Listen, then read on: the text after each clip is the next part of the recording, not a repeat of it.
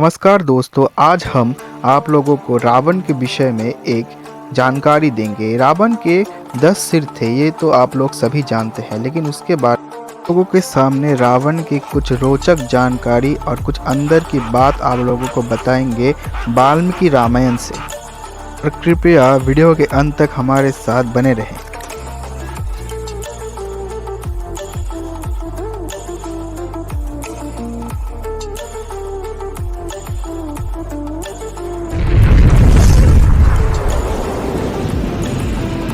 मेरे प्रिय दर्शकों, समय में थोड़ा पीछे जाएंगे तो कुछ महीने पहले हमने एक सीरीज शुरू किया था, रावण राज सीरीज। ये रावण राज सीरीज का दूसरा पार्ट है, जिसमें हम रावण के मस्तक यानी उनके सिर कितने थे उनके बारे में कुछ गहरी बातें आप लोगों को बताएं।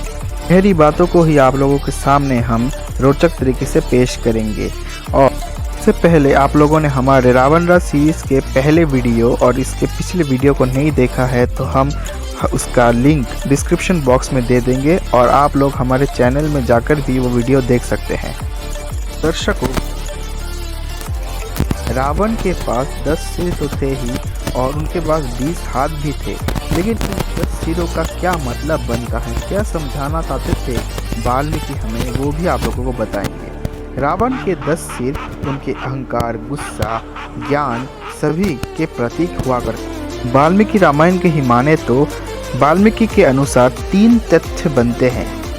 वाल्मीकि के अनुसार पहला तथ्य ये बनता है कि जब रावण ब्रह्मा जी की तपस्या कर रहे थे तब उन्होंने ब्रह्मा जी को प्रसन्न करने के लिए उनके 10 सिरों को काट कर बलि चढ़ाकर ब्रह्मा जी को प्रसन्न किया था। और एक बार उन्होंने अपने 20 हाथों की मदद से, उनके पास 20 हाथ भी थे दोस्तों, 20 हाथों की मदद से उन्होंने कैलाश पर्वत को थोड़ा उठा लिया था। फिर शिव जी ने अपने अंगूठा रखते ही वो दब गए थे कैलाश पर्वत के अंदर, इसीलिए उनका नाम रावण पड़ा, क्योंकि वो जोर जोर से रोने लगे थे। ये हो सकता है दोस्तों कि रावण के ज्ञान को समझाने के लिए वाल्मीकि ने उनके 10 सिर दिखाए होंगे। शायद 10 सिर को दिखाने का मतलब उनके ज्ञान को समझाना भी हो सकता है, क्योंकि रावण बहुत ही ज्ञानी पुरुष हुआ करते थे उस समय के।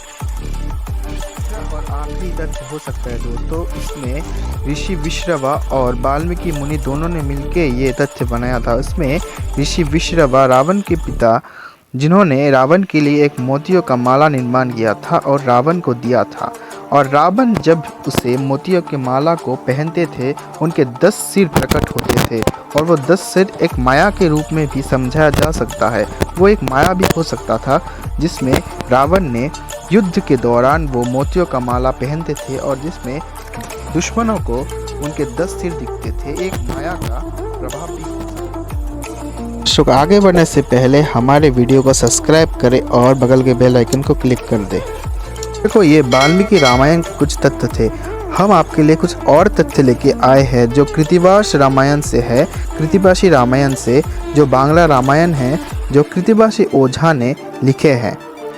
हमारे देश में लगभग सभी भाषाओं में रामायण लिखे जा चुके हैं और सीरियल भी बनाए जा चुके हैं, लेकिन हम बांग्ला रामायण इसीलिए लेकर आए हैं क्योंकि कृतिवास ओझा ने बांग्ला रामायण में जिस तरह से असुर, राक्षस, इनके विवरण दिए हैं वो किसी रामायण में नहीं दिए गए हैं। कृतिवासी रामायण की माने तो रावण एक राक्षस थे, तो शायद रावण के पास 10 सिर हो भी सकते थे और शायद किसी वरदान के अनुसार, किसी वर के दौरान भी 10 सिर वो उन्हें मिला था। रावण बहुत ही बुद्धिमान व्यक्ति थे, ये तो आप लोगों को पता है। रावण की बुद्धिमत्ता का परिचय इस बात से लगाया जा सकता है कि उसी समय में उन्होंने एक राक्षसी सेना, बहुत ही खूंखार सेना जो उनके पास था, और उन्होंने दंडकारण्य वन में राक्षसों की एक टुकड़ी वहाँ पे रखे हुए थे, जो राक्षस सभी को परेशान करते थे और धर्म कर्म में बाधा डालते थे। का वो राक्षसी जो टुकड़ी था, जिसके प्रमुख थे उनके सौतेले भाई खर और दूषण, और उनका वध भी भगवान श्री राम ने दंडकारण्य वन में जाकर उनका वध किया था। दूषण जो रावण के सौतेले भाई थे, उनके माता का नाम राका था और उनके पिता भी विश्रवा ऋषि ही थे, जो दंडकारण्य वन में ऋषि मुनियों को सताते थे। फिर भगवान श्री राम और लक्ष्मण जब वनवास के दौरान दंडकारण्य जाकर पहुंचे, फिर उन्होंने खर और दूषण का वध किया। तो कैसे लगते हैं हमारे वीडियोस आप लोगों को? कैसा लगा हमारा ये रावण राज सीरीज़? कैसा लगा हमारा ये नया प्रयास?